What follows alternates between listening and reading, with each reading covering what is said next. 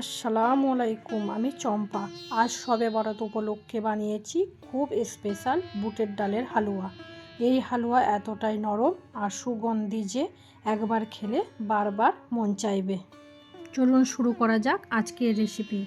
আমি নিয়ে নিয়েছি এখানে 1 কিলো ছোলার ডাল। এটা আমি আগের দিনে রাত্রেবেলায় পানি দিয়ে ভিজিয়ে দিলাম। সকালবেলায় উঠে আমি ওইটা ছেঁকে একটা জায়গার মধ্যে আমি রেখে দিলাম। এবার আমি প্রেসার কুকারে সেদ্ধ করে নিয়েছি। নিয়ে আমি এবার শিলে বেটে নেব। শিলে বেটে একটা জায়গার মধ্যে আমি রেখে দিয়েছি। এবার আমি চাপিয়ে দেবো গ্যাসে কড়াই। কড়াইয়ের মধ্যে দিয়ে দিলাম পরিমাণ মতন সাদা তেল আর দিয়ে দিলাম পরিমাণ মতন ঘি।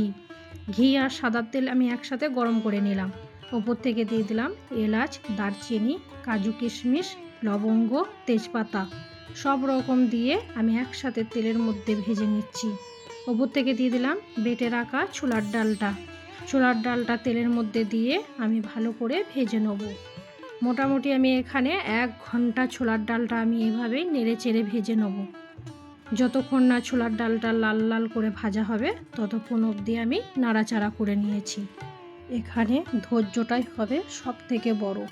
একটানা নাড়তে হবে, তাহলে ডালের কাঁচা ভাব চলে যাবে। এই সময় গন্ধটা কিন্তু একদম আলাদা হবে।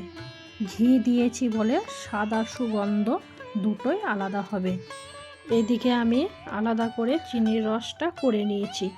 এবার আমি চিনির রসটা ছোলার ডালের মধ্যে ঢেলে দেবো। নিয়ে আস্তে আস্তে ছোলার ডালের সাথে চিনির রসটা আমি নেড়ে চেড়ে মিশিয়ে নেব। এভাবেই 2-4 বার আমি নাড়াচাড়া করে নেব। ডালের সাথে যতক্ষণ না মিশাবে ততক্ষণ অবধি আমি নাড়াচাড়া করে নিয়েছি। এখানে তাড়াহুড়ো করলে কিন্তু হালুয়া ঠিক হবে না। এই স্টেপটা ঠিক করে দেয় হালুয়া পারফেক্ট হবে কি না। যারা প্রথমবার বানাচ্ছেন তারা এই স্টেপটা মন দিয়ে দেখুন। নাড়াচাড়া করে আমি হালুয়াটা রেডি করে নিলাম। এবার আমি নিয়ে নেব একটা থালা। থালাটার মধ্যে আমি আগে থেকেই তেল ব্রাশ করে রেখে দিয়েছি। এবার আমি হালুয়াটা ঢেলে নিলাম থালার মধ্যে। এবার আমি হাতে করে সেট করে নিচ্ছি। ওপর থেকে দিয়ে দিলাম আর একটু ঘি। ঘি দিলে সেটটা খুব সুন্দর হয়। সেট করে আমি একটা জায়গার মধ্যে রেখে ঠান্ডা করতে দিয়ে দিলাম। এবার উপর থেকে একটু কাজু কিশমিশ দিয়ে দেব।